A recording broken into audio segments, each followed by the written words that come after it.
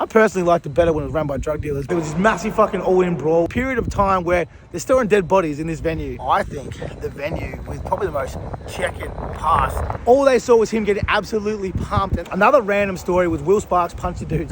Welcome back to Danny Rants. Haven't done one of these for a while, but we are in Carlton and we're going to kick off another Melbourne club tour. Firstly, behind me sits a club originally called Hellfire, if you're from sort of that 90s to 2000 era, which was a techno BDSM club. It's like a sex club. So apparently, from what I've been told, downstairs was people getting tied up and fucking slapped with whips and shit.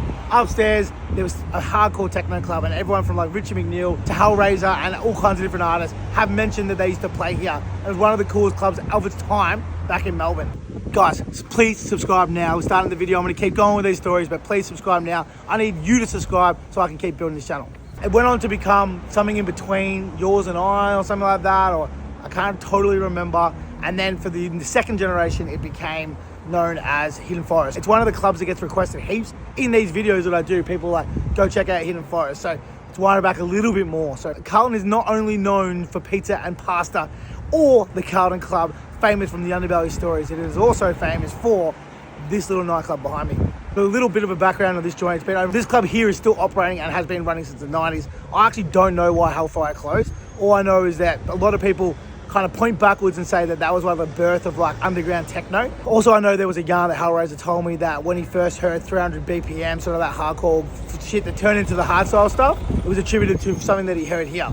I could be wrong here, but one of the guys who used to do the pharmacy stuff, it was like the BDSM sort of fucking freaky sex shit. If you don't know what pharmacy was, it was a super famous raves in the thousands into the 2010s. They used to do really cool shit and really push the boundaries, run by a guy called Brad Drummond. I'm pretty sure the guy who used to do, I think they called him the General, I think, or something like that. He was like a BDSM guy who's still around to this day, who still runs sex clubs and sort of runs kink clubs. So Hellfire was a kink club, and it was also a techno nightclub. So a mix of both, which is pretty fucking cool. And like, I think when you think of like Berlin techno and shit, that's kind of what I think of. And we had a little piece of paradise like that in Melbourne just behind me. So when Hidden Forest, prior to that area, which I don't know if it was massive, no doubt it's got a 24-hour license joint, so probably there was. If I'm missing out on something, please let me know. But I know about Hellfire, and then I know about Hidden Forest. So Hidden Forest comes, and it was actually my competition. So at the time, I was running Kurova Fridays, and Alex Milinovic, who was the manager of Slice and Dice, kind of came out of nowhere, and he started up this club behind me called Hidden Forest. It was a thorn in my side, to say the least. It was predominantly the people that were going there were like some sort of from the southeast, Melbourne, Sunbury, those sort of areas. I remember they used to have a guy that used to run a bus, and they used to run multiple buses from Cranbourne straight here. Basically, from what I do know, and I'm speculating here a little bit, but from what I was told, the guys who were owning this had some form of Underworld ties. I'm not going to say that they were part of the Underworld, but they definitely had Underworld ties. So there was times and situations and stories that I've heard that I'll leave for the imagination. But when it was being run by Alex and Co, it used to do these parties called Armageddon, and the Armageddon parties were very, very popular with that audience, that Melbourne Sound audience. They fucking loved drugs. And because of that, this place was a place that they could easily do them. Alex ran a concept called Armageddon, which was basically who could last the longest. And it was a competition on who could last the longest. And you won, I'm pretty sure, a medallion or something weird like that. But basically, you come in, you clock your time, and you can see who could be on the dance floor at the end. And they used to run for 24, 25, 26 hours at this club, not shut until the last person got kicked out. Crazy concept, but back then, everything was like that. 24-hour nightclubs, recovery clubs. That was the culture of that time. So that 2010 to 2015. Another random story was Will Sparks punched a dude at this venue. So basically there was a dude, I won't call him out because I don't want to say his name, but I do remember it. And he was fucking jabbing off online on Will, saying like all this sort of shit as Will. Because Will went from like here to fucking the top of the moon very, very quickly. And because of that, as you all know, in Australia, we have tall poppy syndrome bad. People were ragging the fuck out of him. And there's one guy, they were from like Sunbury area, the crew that was sort of giving it to him. But basically, Will was playing downstairs. The guy who was giving it to him was playing upstairs. So the story goes that Will was playing downstairs, and that he basically said, can you quickly mix in for me because I'm going to go sort something up. Went upstairs, and from what I was told on this night, you could not put a fucking other person in there. The walls were completely dripping with sweat. It was packed wall to wall. Will went upstairs and basically said, where's all the people in your room? And then slugged him. So he punched him straight in the face. That is folklore, maybe. I think it's fucking truth, but that's another random story of something that happened here. As Melbourne Sound died, so did Hidden Forest. So Hidden Forest eventually closed its doors in, I don't know when. I'll be speculating, but like, fuck, I'm not even gonna try and guess. But those guys left, and Alex went on to start up a company called Australian Merch Co. and Slice and Dice. Still continued to this day, but he was connected to that. Very successful business dude who I still speak to quite often. I was just on the phone to him just before. After that, I went to a club called Colour. There are a lot of like kind of cooler style music, which was very, very successful for a hot minute. And around that time, I know on Friday night, they were having a lot of dramas with African crews. So they had an African night here on the Friday, and I remember seeing in the paper and bits and pieces of people talking about it. There was lots of fights and violence. I won't go fully into it because I don't know the exact details, but that was sort of happening post it. And then now, from what my understanding is, it's still running. I think it's called Club 24, it said. So 229 Queensbury Street, the famous iconic address. And basically now, from what I understand, it is a hip-hop / Asian nightclub. So R&B, Afro, hip-hop and K-pop, Club 24. And I don't know who owns it, I have zero idea. But the guys I was talking about beforehand, I don't believe do. They may. But this little club continues to die and rebirth and die and rebirth and die and rebirth. And it's in the middle of fucking nowhere. There's no nightclub hub here. This is the only club that sits in this area that I know of. I could be totally wrong, but this one here has come time and time again and been a part of the culture. And no doubt I've missed some. If I've missed some club nights that I haven't talked about or fucking recoveries I used to come to here, let me know, because I can't know everything, you know? And I've actually never been here. This is one nightclub I've ever been. So I'm from the southeast and eastern suburbs. I was never fucking really keen to travel out to Carlton to get it on to party. So I've actually never been out this way because I guess it wasn't really connected. And I was very much a club hopper. I used to like to go to multiple different venues all the time. And the idea of coming this far out to go that far back in was not my vibe.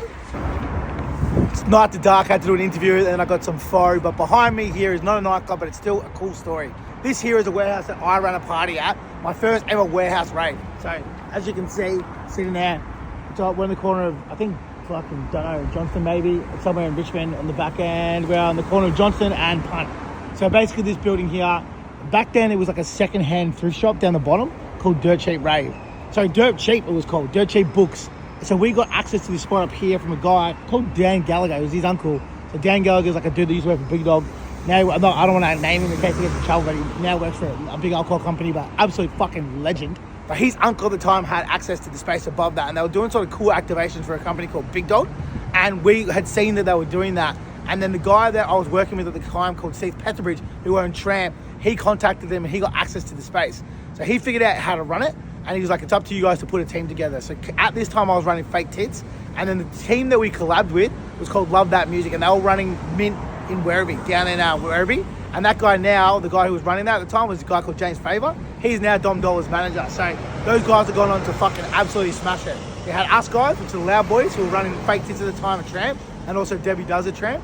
You had the owner of Tramp, and then you also had James Favour collabing on the show. So we basically get to this joint here, and we were using a catering license. And at the time, you could do a catering license, had to have food and whatnot. And they weren't built to be used for raves, but it was sort of like a loophole you could get through. So we could have 1,000 people for like a wedding, like a large wedding. So we had a very large wedding, but it was basically a rave. What we did was we got all this like pallets, and we built the staging out of pallets, and then we built also like the decks and like the areas around it. And at the back we had like piss troughs, and it was like as warehousing as it comes. Like I wish I could get in there and show you guys the top level. So we did that, and then we had on the lineup was like Ajax, Benson, Mike Metro. I think it was DJ Flagrant, which is sort of random, but there was like a VJ set.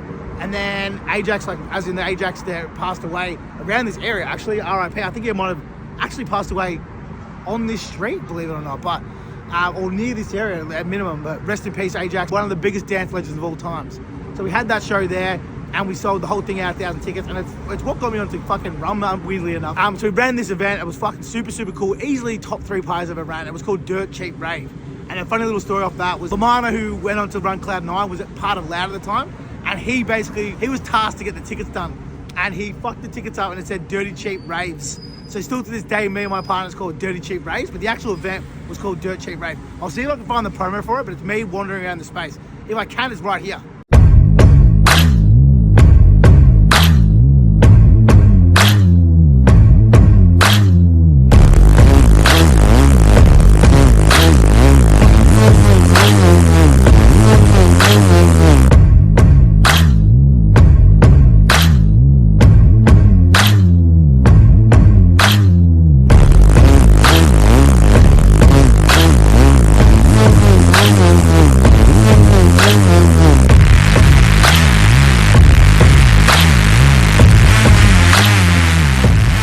like all my stories, it escalates a little. So this one escalates a lot. So basically, we were all here getting fucked up, celebrating first warehouse rave, how fucking sick. And then I have my crew, my boys from school, and they don't mind running amok. On this particular occasion, one of my mates had basically had a bad breakup with his girlfriend at the time. So he came here and he got fucking cockeyed, like proper. You can't understand how cockeyed the dude was. So he was out on the dance floor and he'd had too many stingers. So he pumped a couple of ping daddies. And sometimes for people who have done them before, they'll know that you go into somewhat like what you call like an autopilot. And you basically do things that you do. So, I've seen people, we've been at a hotel at 11 a.m. and they start like measuring up a wall, or they start ordering someone a coffee or some shit. And they don't know they're doing it. It's like an autopilot thing. Don't know why pingers do that. If you know, let me know. But that's something that happens, and if you kicked on before, you've seen people fucking lose it. But in this situation, my mate thought he was in the toilet, but he was on the dance floor. So he pulled out his old fella, and he started pissing, and obviously that splash was hitting people in the back of the legs, and these dudes just turned around and fucking walloped him. My mates didn't know what was going on. All they saw was him getting absolutely pumped, and they're like, fuck, we better jump in. So it was an all-in melee. I think there was like 4 or 5 of the boys. Pretty confident all my mates got bashed, and by this big crew of people that had been pissed on basically, and they got pushed out the back. And I left maybe 5 minutes beforehand because I had to get down to Ringwood because I was running a Saturday night at the time at Orange Whip, so I had to get down there to open. So I'd missed this action, thank fuck. So basically, they all got here, and when they came downstairs, the cops would come because they'd been told there was an illegal rave going on. Somewhat, it wasn't legal, somewhat legal, depends what guidelines you're reading through, but anyway. So they rolled up here, and then funnily enough, weird story, the guy who rolled up, who was the acting sergeant, was actually an old friend that used to manage a nightclub that we used to fucking work at and run in Ringwood. So he basically saw and recognised my mates and said, get the fuck out of here. So they bailed, got off scot-free, in a sense, and no one really got charged or anything like that, but that was kind of fucking common practice back then. But what did happen was the guy who had the license, who allowed us to like kind of use and abuse it, he then got heaps of trouble and the coppers took that license off. So he never got to do another dirt cheap rave because of my friends, my shit cunt mates. Funnily enough, the guy that owned Tramp, he was so dirty for like 2-3 years. My mate that did the Pinger autopilot piss, he got banned from coming in. So he was never allowed to go. So we'd kick on, come to 3 a.m, we'd roll up, and every time Steve would be like, not tonight, mate, fuck off. And I think they might have made up at my wedding. Randomly, they fucking shook hands and they allowed him to come back to Tramp for the first time after this incident, after I got married. As you can see here, this is a fucking super sick space. Oh, there's like a whole back area. We had like toilets through there, down the backside. You had to walk down the stairs all rusty and shit. These days, you wouldn't be able to do it because they'd have to have like safety weights and measurements and regulations and all that sort of shit. But this was as raw as it comes. Like, you entered through this door here, over here, and went straight up. So you might be able to see the staircase. We'll go up and have a look. Yep, you walked up straight up those fucking stairs, all the way up into the actual space, and then above in that second story there. So that's the yarn of Dirty Cheap Rave. In all its glory, the Dirty Cheap Raves.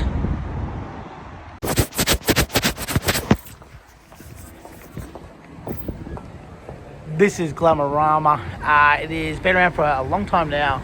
It was actually, strangely enough, one of the guys I lived in my area. So I grew up in a place called Broadford, but a guy that lived in my area, I think it was Daniel Cannon or Anthony Cannon or something like that. He was one of the owners, and the other guy was Jem Cadlow, who was a promoter back in the Dizzy, but then he became a music lawyer, would you believe? Sick fucking venue. Up the top there, there's not a heap to talk on about it really for me, because I didn't really have had much involvement. But one of my business partners from Laos was a guy called Andreas Mango. He ran Northside here, but prior to that, I would say Glamorama has always been like a forward-thinking house and techno club, and they've always sort of done stuff before it's really blown up, or used to at least a minimum. I'm not sure exactly what they're doing now, but my mate used to run a thing called Northside, and I'd argue that they were actually the kind of the first people to kind of commercialise or start to blow up the hard groove music that got really massive in that area, and it's still massive now, playing festivals like Pitch, etc. But I'd argue that they were sort of like the leaders of that. But while I'm here, there's another club that I'm going to talk about that isn't Glamorama, but it's too far for me to drive, but it's on this side of the city, Penny Black. So Penny Black was basically like a pub, real popular pub here on Sydney Road in Brunswick. We're on Brunswick Street. And we started running parties out in the courtyard. Don't even know how we got onto it.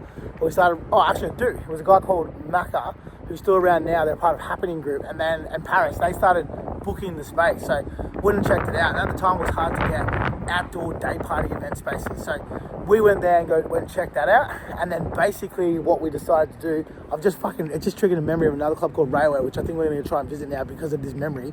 But anyway, we started going down there and doing like our events called Debbie Does out that way. So we got to a period at that point where Debbie Does was so popular. It was such a big event. We used to sell it in like minutes. This thing was fucking insane. And we were doing the penny black ones once every, I think, 4 to 6 weeks. And we do them through winter, so like a winter series. And it was popping off. We made heaps of cash. It was fucking sick there. We actually did the 10 years of Walks party there. I'll show you some footage right now.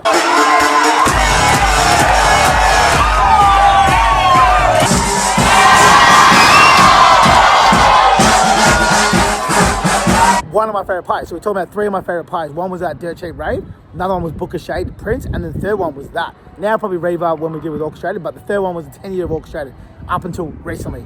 But that space there was fucking sick. But the reason why we stopped using it was the sound complaints got worse and worse and worse. And because of the residents around there, it's like gentrification as always. And they just had this guy who would just turn it down. I remember the last event we did there. I literally had the booth monitor and I was turning it into the crowd, trying to get some fucking sound in there because it was so shit. And people were like, turn it up, turn it up. When you're a promoter and the venue has shit sound, you cop it. Everyone thinks it's like your fault that you've turned the sound down. So at that point, the reputation of our event, we were like, we're gonna have to fucking move this. And to get sort of back the credibility, because people were pissed off at us about the sound system, we paid them out. And we basically said, sorry for the Logitech speakers, but we're gonna move venues. And we moved at that time to a Lumber, which is no longer there. And we started running day parties at Lumber. And then that brand got bigger and fucking more stronger. But before we did Penny Black, we used to do the shows at the Railway. And fuck me, does that ever pass. Let's go check that out. This joint we're about to walk up on is now a swanky pub owned by a giant pub group. But before it was that, it was, I think, the venue with probably the most checkered past in Melbourne's history. So behind me here, we've got Railway Hotel. So Railway Hotel, we're in Brunswick, just off Sydney Road, and it was basically used as a nightclub. It was obviously a pub, but it was used as a nightclub, and it was a fucking mad space. So it doesn't even remote, like the facade looks the same, but like you can see from where it walks into there. So effectively you used to walk into here, and this thing was like desolate. Just fucking covered in graffiti. No idea what was up here. Apparently there was hotel rooms that she could stay in, which I don't know why you would, because I reckon the joint was fucking haunted. But basically you'd walk in there and there was like a bar in this area here, directly here, and then this outdoor area that was like open here, and then there was like a stairwell. So we'll get stuck into why this had such a checkered past, but this was one of my favorite venues to run parties in. So we were running these events at the time. Psytrance was really big. It was like 2016, 2015, and Bush Doofs had really fucking hit their peak. They just blew up. And Psytrance was massive. So we jumped on that. We started running these events called Reconnect, because my business partner at the time was a partner with Spiro Birasine in Earthcore. So we were getting access to these massive artists like Captain Hook, Mandragora. The list goes on of all these Psytrance artists and acts we were doing. And we were doing them here on Sunday afternoons. So we'd start at 12 o'clock and then parties would go to 8 p.m. And they were packed. We used to sell them out straight away. So these Reconnect events were really, really big. Cool crowd too. It was when Bush Doofs termed club kids. So it was the first part of it where all the cool club kids were going to Bush Doofs, but they were also still kicking on in King Street every other week. And probably what brought GHB to those things and eventually fucking collapsed some of them. But that's another story for another time. Anyway, we were kind of running these Reconnect events at this time. We were definitely the number one in the market at the time doing the Psytrance parties in Melbourne. And this was our favourite space to do them. We used to do them everywhere, but this was our favourite space to do them because of the outdoor courtyard. And I'll add some footage right now of one of those events.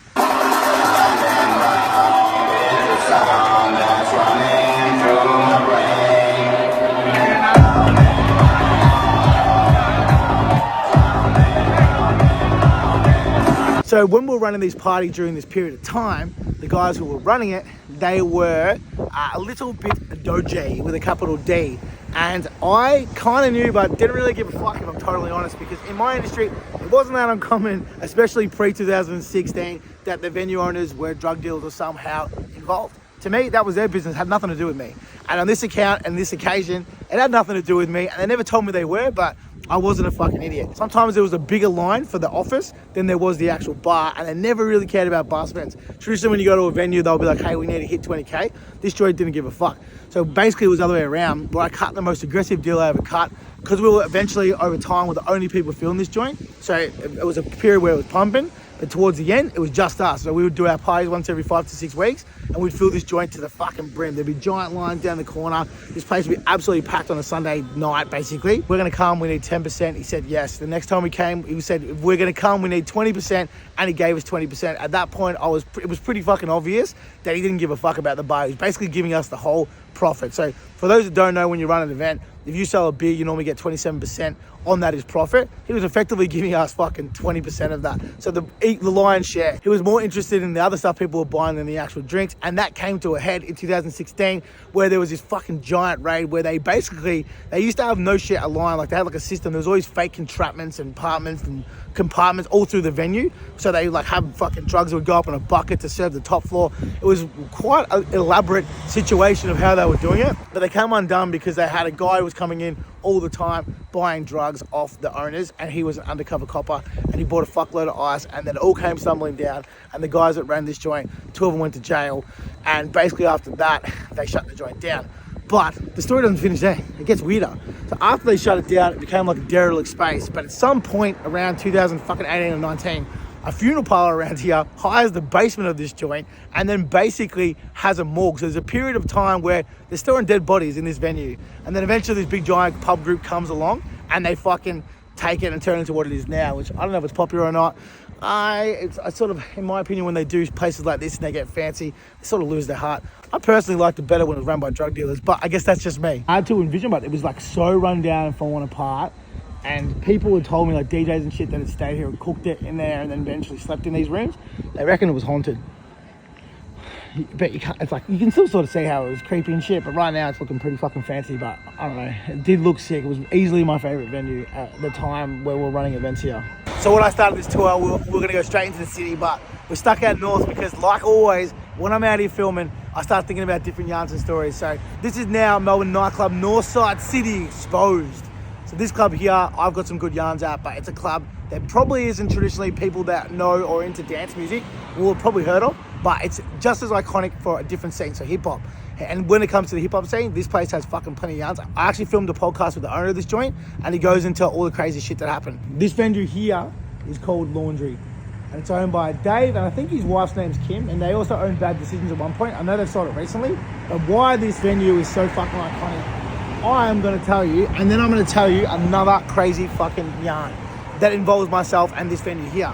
So firstly, this venue here, when it comes to sort of like gutter or Australian rap stuff, this place, without this place in Melbourne, there wouldn't exist, there'd be no culture. So from everyone from fucking Alex Jones up to Posse Shot, all the way up to like guys, even the guys from Sydney like Enter, that Kid Curve, Forte, all those sort of like big Aussie rap guys. And then on top of that, you got like guys like 046, who are obviously very involved in the sort of Polynesian drill rap stuff, or that era. They've all done shit here. Like, anyone that venues won't touch, they do here. But on top of that, they've had other people rock up too. They've had some fucking massive international artists like Child Gambino. The list goes on of fucking absolute American rap royalty that's rolled up to this joint. This history in this joint is actually insane. It's been around for like 12 years. And the guys that ran it, Dave that ran this joint specifically, basically was a guy who took take on risks. So he used to run the SB, the Gershon room, which is obviously a very famous fucking room for artists and live music people and rappers and etc, etc.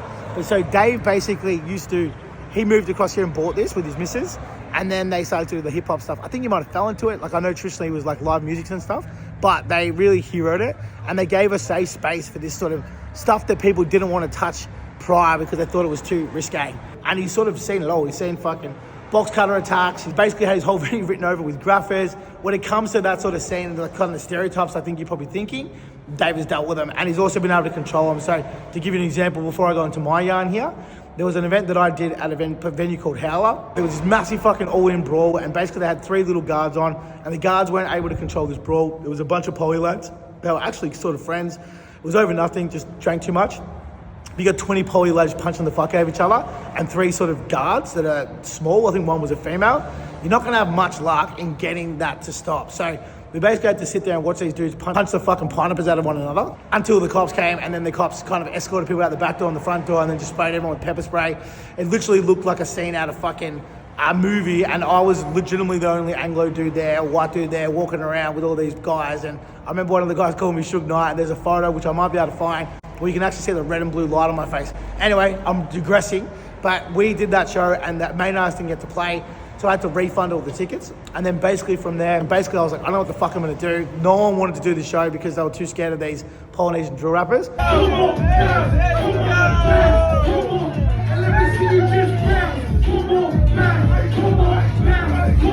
So I hit up Dave, and Dave said, you're welcome to come down here, we'll manage it. And he always did. I never had any dramas there. But when I first did my first show, it was with a headline guy called Melbourne. And at that time, he was having it out with a group called the HP Boys. So these were both from Southeast, these lads. It got pretty fucking hairy. I don't want to go into it, but like people, it got bad. Like that's all I'm going to say, because I don't want to fucking incriminate anybody. There was a blowout going on with them and another group of lads. And then it escalated. There'd been some fights previously in the city, and some shit had gotten somewhat fucking hairy. And we had done this show, which was 2 sold-out shows for Melbourne, and during, I think it was like 2021 maybe. And as soon as we sold it out, we started to get threats. So we started to get threats about that we're going to shoot the artists, we're going to fucking kill them, rah, rah, rah. And then basically from there, I had to start taking them serious, because these sort of threats, though fortunately no one had died, attempts potentially had been taken within that scene. So I had to take it somewhat serious. So on this occasion, I had to run this event, and I'd been working in electronic dance music, and you don't deal with this shit. Yeah, you deal with some fucking smackdown ice heads every now and then that are cracking the shits, but you didn't really have to deal with people threatening to shoot one another or saying if they go there, they're gonna storm the door. So I basically had to navigate that, but I didn't want to pull the show out because they're trying to build this artist up, really believed in him. There's so many fucking yarns and stories that you can watch on my YouTube where we're on tour, and there was one where we're in New Zealand and a fucking actual gang attacks the venue. It was a hairy time of my life, really exciting and really fun, but it was a hairy time of my life. So we get here and I had to navigate and run the show and run all the artists beforehand and not have him here. So we basically had to make an escape plan of how he was going to get in and how he was going to get out so that no one would know. So we didn't put out set times, and then on top of that, when people got there, we didn't put up set times in the venue so no one knew when it was coming on. And we sort of had the artists beforehand. We showcased some local guys, and then he literally rolled up in a car in the back alley, dropped him out, came up the back stairs, performed straight down the back stairs. We chilled out, had a few drinks, and then pumped him out the back again 2 nights in a row. And we made sure the set times didn't align and shit. So we actually had to juggle around these threats, and nothing happened. But I actually remember, and I'm going to walk back to my car now, but I remember walking, I had to go get shit from the venue to the petrol station over there. And as I was doing it, I was wigging the fuck out because people knew who I was, because I was heavily involved with these dudes at the time. And I was sort of the only really Aussie promoter that was like heroing it and really diving in.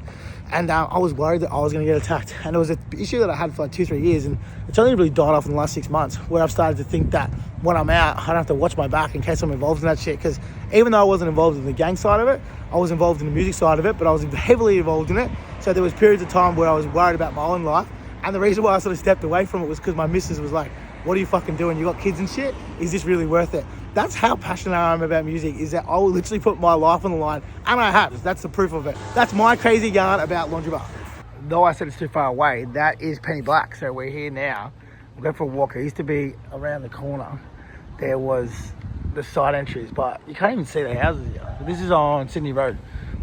We said we weren't going to come, but now we're here. So we might as well fucking have a look-ski. But there was sort of like a pub area, and then the back entrance area. You walked around the back here, and then behind that wall over there, there's this big courtyard area that you can go into. And it doesn't really get used for clubs now, but I'm assuming that's because of the sound complaints, because they got relatively bad around here. But sick space, sick venue. Even though we did stuff here for like maybe a year max, I've got very fond memories, and no doubt a lot of other people who came here do too. This is actually the street where that Jill Ma murder happened, which was super fucked up. I think it was Andrew, I can't remember his name, but who gives a fuck, he's a piece of shit anyway. But Jill Ma, for those that don't know, she was like an Irish chick that she'd left work to go for drinks, and then some guy kidnapped her on the way home and murdered her. Unfortunately, it was really fucked up. And it kind of bumped into my head because my mate used to live in the same apartment building as her. I always remember that story because I remember the same night that it happened that she went missing. My mate lived in the same apartment building as them. He literally lived 2 doors down with his partner, who's now married to. And that night we were at Club 23 for my birthday, and we were drinking, pissing on. Club 23 was like this high roller nightclub where you could play like roulette and blackjack, but it was also a nightclub you could party in. And a friend of mine was managing it, and we used to go there from time to time and party and drink his drink cards basically. And we were there that night, and his missus wasn't feeling well, and at about 11 p.m. he sent her home, and she went home the same night that Jill Ma went missing, maybe about 2 hours later, from this piece of shit scumbag that fucking took her. And I always think about it. It kind of haunts me every time I'm on Sydney Road. I think about that story and how she sent her home that night thinking that she'd be safe. Obviously she was, thank fuck, but at the same time, you know, it could have been 2 hours later, she may have been that chick on the news. Really fucked up part of Melbourne history. Disgusting. Happy that guy, hopefully he rots in jail because he's a fucking piece of shit. This is how that venue I was talking about before we had the big biff with the not enough security. One of my memories of this joint is just this whole car park lit up in blue and red. Another thing too, which I shouldn't really laugh about, but was one of the boys here, they were still biffing on and then having an argument, and the cops just sprayed them all. And then I walked down, I didn't know that this is sort of going on, and he was just sitting there like scrubbing his eyes like, ugh. And I was like, "You alright?" He's like, "Yeah, all good, Danny." Anyway, so another one here of how sick fucking venue at the back of Brunswick. It's actually massive. It goes all the way back, and there's like a massive band room at the back, and that band room is unbelievable. It's got a really, really good sound system, and it's really, really well soundproof. It's booked by a guy called Kevin Carlberg, who runs a company called Stable Music. When it comes to techno, the dude is an absolute pioneer. He's ran some of the coolest shows. He does a lot of stuff like Melbourne Music Week and shit like that. And he's just been around forever, and he's just a fucking OG. So he's now booking the space. But the story about Fred again here. So Fred again at Howler, when he was here for 2023 for Laneway, and this is just as he blew up. And he's obviously famous for doing secret shows and shit. And the whole city went to Fred again mayhem. And basically there was a rumor, I think it might have even been true, I'm pretty sure, he was going to play at Howler, and then it didn't happen, or for whatever reason. But there were so many people here, and they were lining up from like 2 p.m. or maybe even earlier, that there were so many people here that the police basically came and shut it down and said, "Hey, for safety concerns, we need to get rid of all these fucking people." So Freddie actually had to say, "Hey, I'm not playing at Howler," because it got that wild. And then the next day, I remember, because I actually drove past the venue, he posted a whale, and then everyone was like, "It's Prince of Wales, he's going to Prince of Wales." I remember driving past Prince of Wales, and there was thousands of kids outside the Prince of Wales. But that was the Fred again fucking PR machine, and Howler was a part of it. They do a lot of pop-up shows though. Even last summer they did Kiki and Marlon Hofstad. If you don't know who those artists are, go and check them out. But they always do heaps of cool shit, heaps of pop-up shit. And I believe, I could be wrong, but one of the owners here was a guy called Ross Hawkins, who was involved with Poison Apple, which was a big brand back in the city back in the day. We're on the corner of Smith Street and Alexandra Parade. And if you are into music or bands or anything like that, or rappers even, you should know what this venue is. But for those who don't know, this is the Gasso. This here, it was a nightclub back in the day, apparently a famous pub. And it was also a live music venue, and recently it was basically a live music venue also, but really kind of started a lot of more electronic music artists. So the Gasso up here, which is sick. I'm going to show you this part over here if I can get to it. But it has this like fucking pub at the front, which is awesome. And then you roll through here to the back part. It's this kind of band room sort of type vibe. But it's got this thing at the top there that opens up, but it basically completely opens the roof. So that's retractable. And you sort of sit in this space, which is here. And there's like a stage there. And then there's like these two sort of areas. I'll see if I can find some footage that you sort of hang over and you're kind of watching. So it's like 2-tiered up there. And then there's like this pullback roof that you can sort of see the city. It's a fucking sick space, right? So this venue itself has been here for like 160 years, since 1861 or something like that. I can't remember exactly, but it's been around for a fucking long time, and it's always had live music. Talents like Mallrats, Jet, Paul Dempsey, the list goes on of people that have performed here. But as I said, towards the end of it, it became more of an electronic music space, but also live music. But I guess that's just the changing of tides, right? But it had a little bit of controversy, and a little bit of controversy was the people who bought it, unfortunately, couldn't keep the doors open, and they were accused of going too woke. So you had to have, it was very, very strict, and there's a thing called currently now, it's a new thing called, is it a quality rider? I think it's called an equality rider. And so basically they stipulate how many female artists you need to have on a lineup, how many male artists you can have, how many people of color, and different pieces like that. So this venue here was very much like that, and they got accused of being too woke. And because of that, they were saying, people were accusing them of the failure of the business because they wouldn't effectively change their policies. And then they were saying that was why it went under. But then they fought back and said, no, it's not that. It's just the fucking actual pressures that we have as a venue, from regulation to licensing to staff cost to everything else. Then Scott Pickett bought it, and then those guys are not too happy about it. Scott Pickett has said that he's going to bring it back to its live roots. But Scott Pickett, for those who don't know, is a famous restaurateur who owns a lot of restaurants around this area, very successful ones. My story with the Gasso, why am I here? My story with the Gasso is I almost bought this in 2020. When COVID first hit, I myself teamed up with the guys now that run Turbo, the guy who now runs Turbo and my ex-business partner, Andreas Mango, and the son of the owner of RMH, but also one of the owners of La Di Da. Family, his uncle owns Brown Alley, which is obviously a fucking very established venue, but like the whole family run King Street, effectively all the venues there. We teamed up and we actually bought this venue. So 2020, first lockdown comes out, it's been like 3 months. This opens up and it's for sale, and we're like, fuck yeah, we're gonna buy it. I think it was like 150K. So we're gonna raise the capital, and we basically did a deal, shook hands, and we're about to take it. So we got to, given the time that we're gonna take over the space, and we're gonna turn it into an electronic music space. Because at the time we were running or booking the Burke Street Courtyard very fucking successfully, might I add. But we decided that we needed another space because we're getting so many bookings, so we thought maybe this could be the space. It was a space that hadn't seen a lot of electronic music, and as I was talking about before, that retractable roof, it's fucking sick. It's a sick looking space. So we're like, let's do that. We'll run the pub, we'll get some burgers and shit in there. So then that way we can do the food and beer during the week. At the back, we can do, on Saturdays and shit, we can do dance music, and we can also do live music too. So that was our idea. But what happened and why we didn't take it? Thank fuck we didn't take it, because obviously COVID went for another 2 years after that. But basically, we rolled up that day. We requested, because we saw over there they were building a housing estate. So a new housing estate was supposed to go up there. And we were like, can we do a sound system check? Because obviously with dance music, you need good sound system, just to envision and make sure that we're not going to be across the sound permissions for the houses over there. They said no problem. We rolled up, and this was the last part of our lease before we paid the 50K deposit. And when we rolled up with a guy called Ryan McCann, and we had his sound van right there. And they came and they were like, what's that about? And we're like, we're going to bump in our sound system, the sound system we want to put in. And they wigged the fuck out. And I'm assuming that they wigged the fuck out because there was sound complaints here. It's probably why they were selling it, because of what was getting built there. Because there's nothing worse when you own a venue than having sound complaints. Having super good sound when you get major sound complaints is very fucking expensive. But second to that, if you've got shit sound, you basically can't get people in. People may not even know that the sound's shit, but if the sound is shit, they won't come. So we were like, what the fuck? We left and we were saying, we called up the agent, we're like, we just got booted from doing a sound test. And then legitimately 10 minutes later, they said, we want another 50 grand. So at that point, we're like, there's fucking something sus going on here. And where there's smoke, there's fucking fire. So we said, ram your deal up your ass. We don't want your fucking venue. The reason why I went into my alcohol company, which is now stupidly successful, was because this fell over, and that was the only other opportunity I had. Thank fuck I stumbled and fell over on this opportunity, because maybe my life wouldn't be here. Maybe I would be one of those fucking people whinging about how my venue had to close down. And no doubt I would be, because the industry is very, very fucking rough right now. And that's my story about how I almost bought the Gasometer Hotel. Before I actually bought it / lost it, there was actually a serious incident that happened here. There was a record label at the time called 66 Records, which were also pushing, like I was at that time, that sort of drill music, but more I was dealing with the Polynesian rappers. This was more the African crew.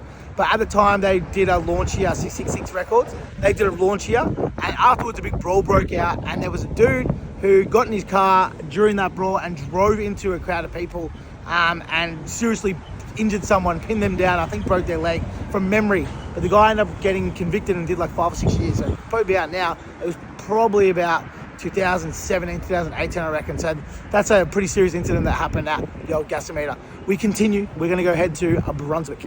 Can't talk about rave culture without talking about Ministry of Style, which is no longer there. It actually shut down last year. 1987, Ministry of Style started. As I say, Ministry of Style, if you've raved or you've been to a doof, especially in the fucking 90s to 2000s, you know what it is already. But for those who don't know what it is, Ministry Style sort of led the rave fashion through Melbourne the whole entire time. And an interesting thing that I only found out recently, but I'll share with you guys now, the actual pod will be out literally my last podcast, is I did an interview with Nick Fish from Sydney. And I found out that rave fashion, which I thought was universal, it wasn't. In Melbourne, our fat pants and the big fluoro lycra fucking bodysuits and shit that were kind of the fashion of that early warehouse rave and bush tool scene came from Melbourne. And there was a few places that sold it, but the biggest one, or one that I remember the most, was Ministry of Style, 410 Smith Street, Collingwood. This place shut down, but it was literally one of the leaders when it came to rave fashion and rave culture. Back in the day, they used to sell rave tickets out of here, from the warehouses to the legal ones to the illegal ones. And it basically was one of the places where if you were going out to a rave, let's say it was fucking PhD, Bubble, or somewhere else around this area, you come down to one of these places, I think it was like 3 places, and you get your fatties. For those who don't know what fat pants, this is what they look like. And this is what they look like, Melbourne Shuffling. So people would design their own biome here. They'd add their own floras, their own patches and shit. But it was a uniquely Melbourne thing, which I only found out the other day. As I said, I legit thought that fat pants were everywhere, but it was a Melbourne thing. Just another fucking thing that Melbourne created. When it comes to the electronic dance music scene, you cannot deny that Melbourne was one of the most creative in the world, if not in Australia, definitely, but if not the world. We had dances and sounds and fucking movements and culture and raves. Ah, dude, what a city. The last one on the tour because it's fucking freezing and I need to go home. I was expecting to do way more, but like always, I get sidetracked and I start coming on these missions. But this one here is called a Rubik's Warehouse, and basically was one of my first legal warehouse raves because it was the first sort of legal rave warehouse space. So prior to Third Day and, you know, Wool Store and fucking Peak Art, Timber Yard, this was the first one. So I did my first event here, Debbie does, and didn't really do that well. I think it was just too difficult to kind of like people to understand where it is, because as you can see, it's in this industrial area in Brunswick. But basically, this was the first legal warehouse rave I did for Debbie Does. So I've only done one event here.